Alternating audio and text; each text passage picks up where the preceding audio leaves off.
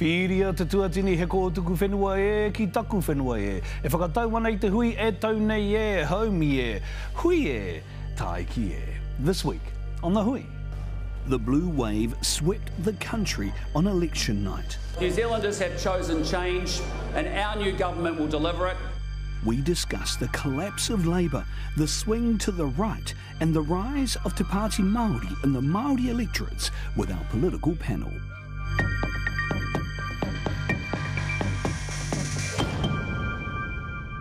Ngā mate, kua takahi atura I te ara namu ki tai ao haramai haere.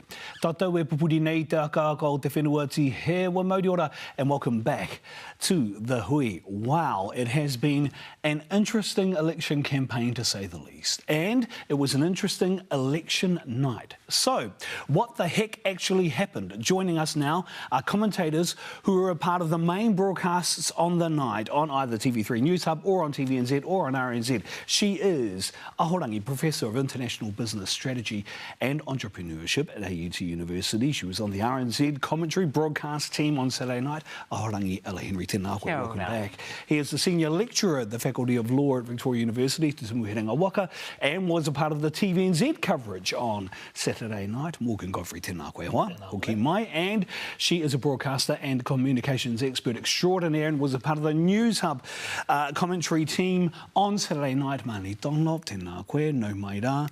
Thank you all very much for being a part of the program with us here now. What a night.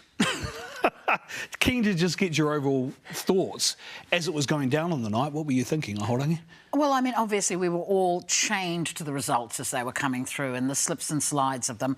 I mean, I'm a Māori, I was heartened. As a Māori woman, I'm more heartened by how well Māori women did across the board. Yeah. So congratulations to all of them. Kia kaha manawa hene. Obviously, we know that the left in this country is going to have to do some work to re-win the hearts and souls of the working New Zealander, let alone the Māori community. So that's something that we're going to have to watch. Okay, a couple of points that I will pick up on later on as well. Morgan Godfrey, what stood out for you? When I saw the results in Te Taitonga and Tāmaki coming through, I was thinking, holy heck, I was in the Hui studio saying that Rino Te Kātene was going to smoke it and Pini Henare was safe as houses. And now, look, he's only about 500 votes ahead. And Rino Te Kātene has lost the seat to Tākuta Ferris, which I think no one saw coming. So I think there's probably a dose of humility on my part, but also on the part of some of the polls too, which were predicting results which we absolutely did not see on the night. So that surprises in the Māori elections. I do want to say one of our panellists made it very clear to us she thought the Māori Party was on the rise. So we'll come to that and we'll talk about Māori elections as well.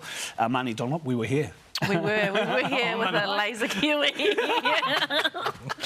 which I'm sure everyone's sick of talking about. No, I totally agree with my mates kōrero here, and I think it was a bit of an emotional roller coaster for Māori that night when we saw those numbers coming in for those Māori electorates. I was quite shocked as well, and I have to eat my words too. I was the same with Nanaia, and I said that was her job until she retired, and so I'm being humbled as well. But I think that emotional roller coaster that Māori would have gone through was the rise of the Māori Party, that generational change and shift, which I'm sure we'll talk about soon, but then kind of the realisation of what the coalition government will look like. So, you know, a positive movement, but then coming back down of like, what is the reality of us of those seats sitting in opposition? Let's keep going then on the Māori electorates for now, because we've all started there. And as I said, there was one other panel who made it very clear. She thought the Māori Party was on the rise, and that was you, Ahorangi Ella Henry. You saw it. Were you surprised that it came out that way on the night, though? I mean, pleasantly surprised, I have to say. But what I've been looking at and what I've been hearing, and I'm fortunate to be in a rangatahi community in my work and my research, is the groundswell, the ways that both the Greens and the Māori Party used their social media strategy so effectively that I thought, you know, this has got to end in some kind of positive outcome for them. And I think it has, genuinely. How... And I think people are still trying to process the loss of Nanaia Mahuta, actually, after so many years in Parliament. Why did that happen, do you think? Oh, ka nui te aroha ki aia, you know, because she has served not just New Zealand politics, but our Māori so well for so long, and as part of that tradition. But, you know, we have to remember that that electorate starts in South Auckland. in Manukau. And Papakura, Manurewa, they have some of the highest populations of Māori in the country, therefore in the world, and often that's where the youngest are. So to motivate that community, I think, was the foundation. We won't know till we start looking at the polling booth votes, but I think that's where we'll see the real shift, is in our urban communities. And Hana Rāwhiti Maipi Clark seem to capture and garner the attention not only in media but on the ground as well of ko Hangaroa movement, kura kaupapa movement, hence potentially leading to her win in that electorate. I think we're on the verge of seeing a new wave, just as we did. Remember the Māori world, Te Ao Māori was devastated by the impacts of the Second World War, and yet a new generation of Māori leaders emerged out of that catastrophe. I see a similar kind of thing happening now. You talked about Tauhu the Ferris. I mean, potentially that's one of the biggest upset on the night in the Māori electorates. Why do you think he ended up winning that electorate? What led to the loss of Renoa Tirikātane and Tauhu te Ferris MP?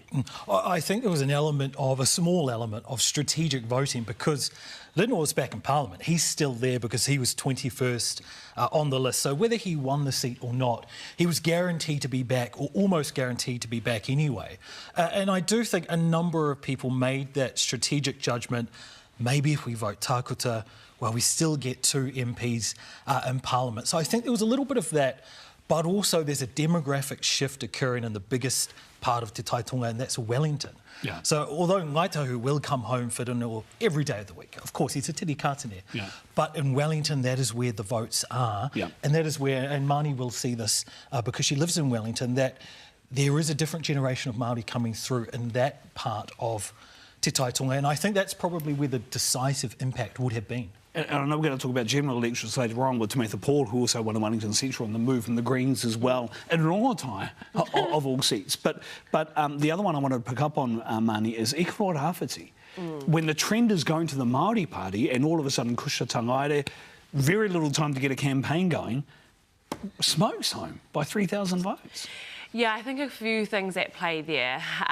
Potentially people disheartened by Mika jumping without a valid reason that she may have not communicated to her constituents. And Kushla did do a good campaign on the ground. She focused on the areas that didn't know her, like Ngāti Kahungunu, which you'd think that's Mika's spot, and that's where she would have pulled a lot of the votes, to make an assumption. But then on the coast, Kushla didn't have to fight for those votes because she was well known on the coast. I had never called it for Kushla, to be honest. I thought Mika had a good chance. Yeah, I thought she had a good chance. But yeah, no, I think this is potentially an aspect of a little bit of disheartedness by those constituents of that jump that she made. Yep. Do we think, and maybe this is too early, because as we said, we're still waiting for some special votes. It could have an impact on Taitokerau and Tāmaki Makaurau. But have we got to a point where Labour needs to seriously reconsider its relationship with the Māori Party and that coalition on the left? Do they need to start talking to each other and being a lot more strategic in the way they play the political game going forward? I absolutely agree with that. And let's be clear, Labour has not had to have that relationship in the last 3 years. They won an absolute majority. Now, my view is if they had used that power with more humility in their dealings with the Māori Party, I think it would have been a different outcome in many ways. So maybe they go back to the planning point, because some good things were achieved for Māori out of the last 3-year term. And I don't think they were promoted well enough. And I think we need to see a rejigging of the left. Yeah, I do want to pick up on that because there's been quite different commentary about, was this a vote against the Labour Māori caucus and, people not being happy with what they did or didn't do in the last 3 years. You have to remember, the biggest Māori caucus in our history, did they do enough? Did they just not sell it enough? Or is this the generational shift? And I think there's an element of both of those things that contributed to why that support, for the rise of the Māori Party. But I'm not too sure. I think the next 3 years we are going to see the left really mobilise. How they do that and how strategic they are going to be about that, that will be the most interesting. Lots of nodding, Morgan. Yeah, I think the next 3 years in a way are quite scary because Chris Luxon came out on Sunday and he said that a referendum on the principles of the Treaty of Waitangi is on the table. And if David Seymour or Winston Peters push for that, we will have, to borrow Sir John Key's words, hikois from hell, and a lot worse probably, because that is our stake in the ground, really. Yeah. You know, that is the reason for the Crown being is Te Tiriti o Waitangi, and if they try to get rid of it, and almost they're trying to get rid of their own legitimacy, but also, of course, they're trying to strike at the legitimacy of Māori. Do you think they'll do it? Do you? They might have a go. Certainly the Act is saying they'll have a go. However, we have a number of international instruments, jurisprudence, that we can go to. Yeah. UNDRIP, World Court of Justice. And a very staunch and strong rangatahi presence now, and staunch and strong advocates for tikanga Māori, kaupapa Māori, mātauranga Māori, in those new candidates and those new MPs coming into Parliament. We've got a lot more to talk about after this. We're going to talk about governing coalitions. I'll get there eventually. Governing coalitions and a new government and a new Prime Minister after this. Ko te pōtitanga 2023. E whai take ana a haere ake nei.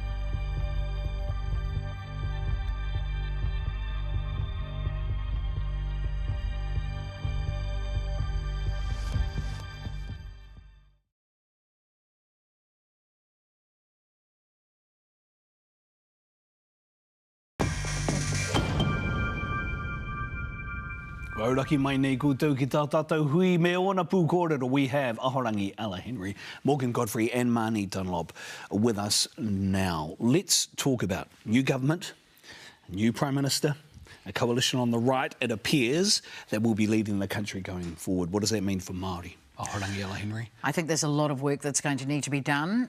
Some strong lobbying and advocacy is required because in the lead up to this election, some very negative statements were made from some of those now ruling parties about the relationship they want to have with us. And they must know we've survived a lot worse than this over the last 183 years and 9 months, but who's counting? So, we will have our loins girded for a fight if needed, but we will also be open to what kind of relationship we need to have with them moving forward. Do you think that's one of the reasons why they got the vote they did? That it played to the voting public who have had enough of it? It's tenuous, but they will lead, and I can hear in the back of my head the theme tune of Game of Thrones playing as I see David and Winston in the frame together.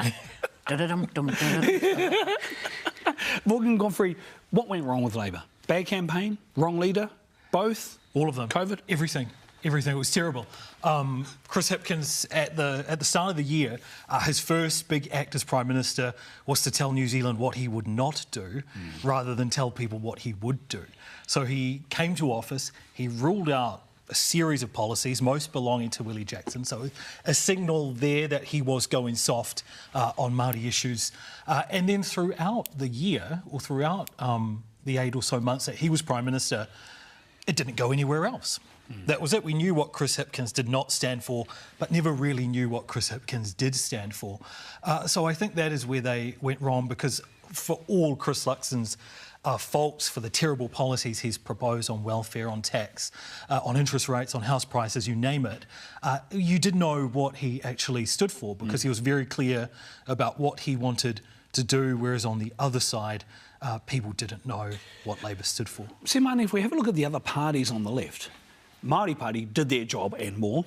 Green Party did their job and more. So it wasn't an indictment on the left, it was an absolute indictment on the Labour government. I agree, and I think that, just to echo what Morgan has said, there was nothing that Labour supporters, I think, could really pin on, you know, with any transformational policy or something that really kind of they could go out there and really fight for. It just felt, and also, you know, again, there were so many things that happened in the lead up that we've, you know, David Parker resigning from his revenue portfolio because of what happened around, you know, his proposal for the wealth tax, and that was a great proposal. And as soon as we saw the Green Party announce their tax policy, a lot of that vote went to the Greens. So I think just a little, just weak on Chippy's part, and I think that is an aspect of where it went wrong, because there was just there was nothing to kind of, you know, get, you know, Māori Party, they having bloody flag, you know, that was their thing, flying their flags on the road. There was nothing that Labour supporters, I don't think, really felt that they could, and literally, metaphorically and physically, fly their flag for. Okay, so whilst we're talking about those parties on the left that did well, and the Greens did well, not only in their party vote, but also won seats, as we talked about, Rongotai, Wellington Central, good candidates, but also, it seems, another indictment against the Labour Party and their policies, and also the party in those seats. But Rongotai is not a Green seat. Wellington Central's not a Green seat. Well, again, the party vote in Wellington is very high in terms of the Green Party party vote usually. I think for Rongotai specifically, Paul Eagle wasn't doing a very good job in the electorate. He also went to run for mayor and he came back, and then I think, you know, that lost a lot of the support for the Labour Party. Fleur Fitzsimmons, I don't think, had the same kind of landing within that electorate, and Julianne has been quite visible. Go to Wellington Central, and I'll probably give Morgan to talk about his Ngāti Awa Princess Tamitha. So, if you got to Rako Kia, off you go, my bro. You can talk about Welly. Yeah, I just want to say, a month ago I picked her and I was laughed out of the room. But because of her profile in the city as well. Yeah, I think she was always going to win. She was going to win because she's a Paul from Ngāti Awa. But she was also going to win because, you know, she had the secret recipe for winning an election, and that was to turn out people who looked and spoke like she did. So she turned out young people, she turned out women, and she turned them out in huge numbers when she ran for council. And then she did it again. She scaled it and turned them out in huge numbers in an electorate race as well. And that's actually the lesson for all parties. Which talks to the mana wahine point that Ella Henry mentioned earlier. The counter to that is, and the counterfactual is, New Zealand first. And there they are again, like some phoenix rising from the ashes. And, you know, I've said this frequently, we all have, you can never count Winston out. We will only really know, and they haven't said what they stood for. Really, truth be told, apart from some very odd TikToks from Shane. So the next month is going to really be about them putting their toe in the ground. And let's be very clear, you know, we did well under the Provisional Growth Fund that they brought in a lot of Māori communities. So it'll be interesting to see what their position does with their own political aspirations and for us. There is still a lot of vote. I want to use the word conspiratorial. I mean, look at Loyal New Zealand. I mean, they were 1.3% or whatever it was. You had some other parties who didn't quite make 1%. But you collate that vote together with New Zealand First, you end up with 10 or 11%. Yeah, well, it was a good 5% that were in that sort of also-ran category. The Tops, I think, did extremely well. But I do think the reality is it's all about messaging, and we are having to be very clear now that how political parties package themselves and market themselves in the lead-up to election is critical. What kind of Prime Minister will Christopher Luxon be, Morgan? Because I watched him on Saturday night, and he basically followed every footstep and every hand movement and every, you know, every word that John Key did in 2008. I want to be a Prime Minister for all New Zealand. What kind of Prime Minister will he be, do you think? It's a good point, actually. He probably does take his instructions from Sir John Key, who we saw on the night too. He had arrived at the National Party. He was there to support Chris Luxon.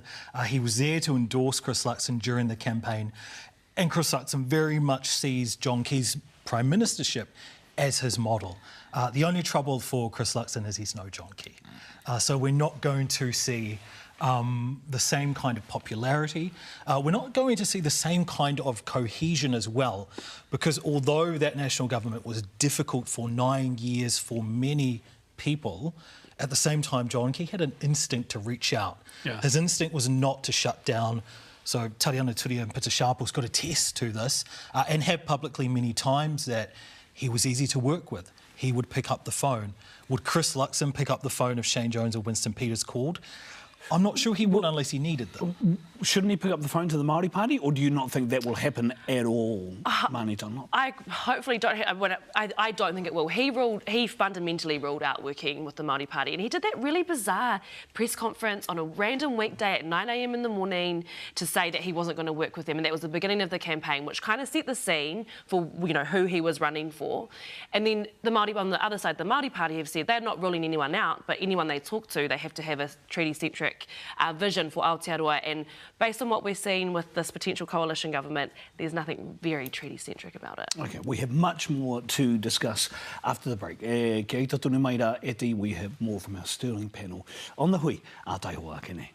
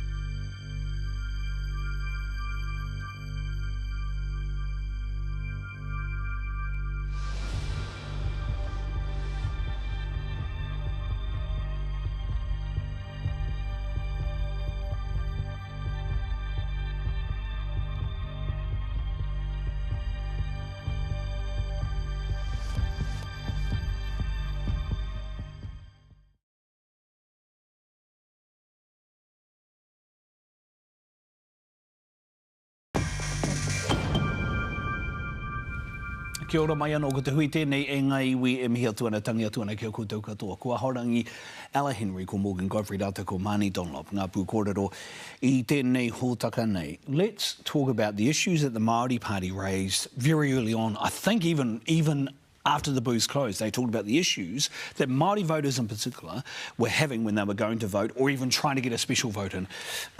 You would have thought the Electoral Commission would have dealt with a lot of this stuff by now. How is this still happening? It's a resourcing thing. I shared the night with the panel with David Latelli, and he was getting updates every 15 minutes before voting closed. People were sending him emails, panicking. They've run out at Manurewa. I'm being asked for my ID or passport and so and so. So because he had so many helpers out in South Auckland, I was kind of privy to what was going on, and it felt chaotic. And he was saying people are walking away. If that is happening in this country in 2023, that is a tragedy and it's a scandal, and it better be investigated. Will it be investigated though? I mean, we've talked about this a lot, right, over past election campaigns. I agree that an investigation should happen if that is the case, and it feels like it wasn't just out south either. I mean, there was a lot of it happening in Mount Albert electorate, around Grey Lynn, places like Grey Lynn. Yeah, a similar thing happened in, I think it was 2017, where Māori were showing up to vote, but they didn't have a printed copy of the Māori roll. And without a printed copy, those people then had to cast a special vote, which could take upwards of 10, 20, 30, even sometimes up to an hour. I was in line in central Auckland for an hour, then had to cast a special vote in a separate line, which took another hour to do so. All the people who were leaving that line were either, well, they were non-white, they were not Pākehā. They were Māori people, Pacific people and Asian people who were leaving that line. It was only, the tragics and the diehards who were sticking around to do it. The Electoral Commission said it was an IT issue. Of course they will. It probably was, but why were there not more printed rolls? Why were there not other processes, and so on and so on? You couple that with the general turnout, so what we're hearing is about 800,000 people didn't cast a vote, or over that. That's about 20 to 25% of New Zealanders who didn't cast a vote. One assumes, and I hate saying these things like this, but one assumes a lot of them will be us. Yeah, they will. And I think also, remember the changes with the electoral law around switching roles. And so what I've been hearing anecdotally is that those who may have switched from Māori to general or general to Māori, they weren't right on that cut-off, they weren't necessarily recorded. And so they had to cast special votes. So if we did have a lot of Māori switching to the Māori role, then yes, that would prove that theory right. But generally, I've been at a lot of booths around the country, you know, as my time as a reporter and covering elections. And when you're at the booths, there's always our Pakeke especially, who are really confused by the process. Getting them there to the booths in the first place is a win. Getting them to stay there and actually go through that process is another win. And there's the people, they don't have the resources. This is not a whakaiti on the kaimahi who are on the ground, who are trying to deal with the chaotic situation that they were put in. But the resourcing is not there, and there needs to be a lot more done to have our booths in marae, have booths in places that our people feel comfortable to go to. I specifically was like, oh, where can I go to a marae to vote? I couldn't find any. Yeah. So, you know, just to make the experience, you know, for us. Should there also be a focus, particularly where they know there's an issue with Māori voter turnout, should there be a focus then also on looking at something like doing an early voting campaign, particularly for Māori and Pacific Island communities who have traditionally had a lack of access to good places to be able to put their votes? There'll be no race-based policies here, my dear. Well, you're right, though. You're I'm right. sorry, that's not going to happen at the next election. However, we can certainly be advocating for more resources to go into at the front end, where every booth should have printed and access to the soft copy, because if there's a rain and it's cut out, you know. So there's resourcing that needs to be addressed. I also think there should be investigation of the training, because I was, when I went in to vote, you know, all you need is somebody, and you know our people can be a bit fragile, when somebody says to you, oh, how do you say your name? How do you spell, you know, what's that, Nat? You know, and they don't know, and you've got a beautiful, ancient whakapapa name, and you've got somebody there going, how do you spell that? Yeah. It's a deterrent. Yep. I just want to give a mihi to the person who was at my booth, because she made me say my name, Julia Lewy Petera Wilcox, and she went, tēnā koe. Young Pākehā girl. So I just wanted a mihi to her. But unfortunately, that is not the experience that we're seeing throughout Aotearoa. I forgot to ask you, actually, when we were talking about the general electorates, and in particular, the other parties. Does Chris Hipkins hang on as leader of the Labour Party for the next 3 years? Because the reason why I'm asking this question, Green Party, two co-leaders. One male, one female, one Māori, one Pākehā. Māori Party, two co-leaders, one male, one female, and obviously Māori. Does Labour need to change the game up here to appeal and be a much more broader church in the way that it holds its leadership? Yeah, you're just trying to poison Māori Labour leader over there, bro. He's strategising. Well, let's talk about it. Let's talk about it. Look, ancient Māori leadership was always relational and collective. Yeah. That's how we managed to survive, you know, colonising the South Pacific for 3,000 years. So I think there's merit in it, but I'm not 100% sure if those in power in Labour are ready to let go of power in quite that way, because it does require relinquishing power, collective leadership. Yeah, but they just got smashed, Professor.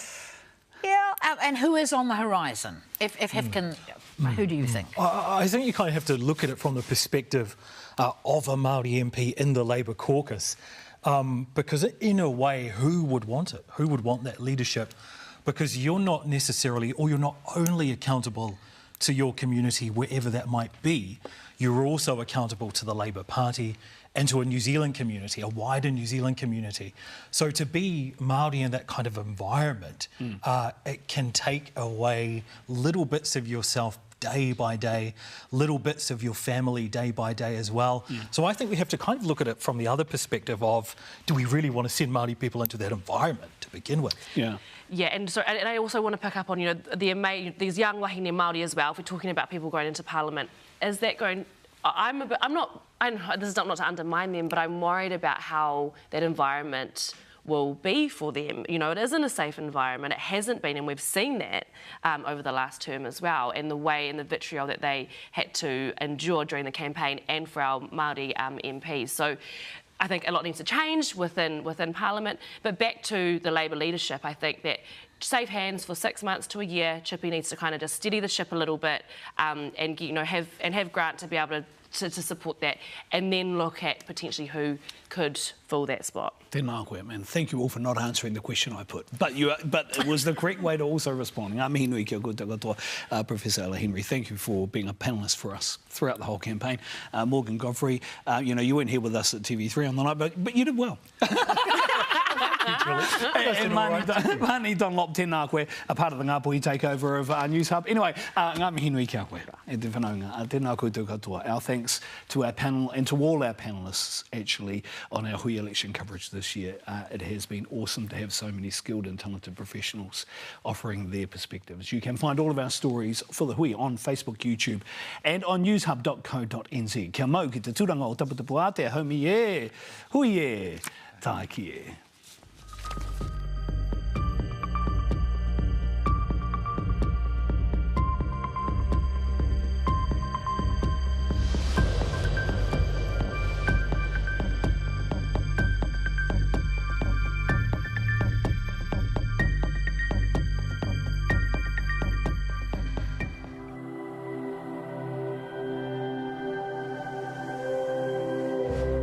Te reo, te take.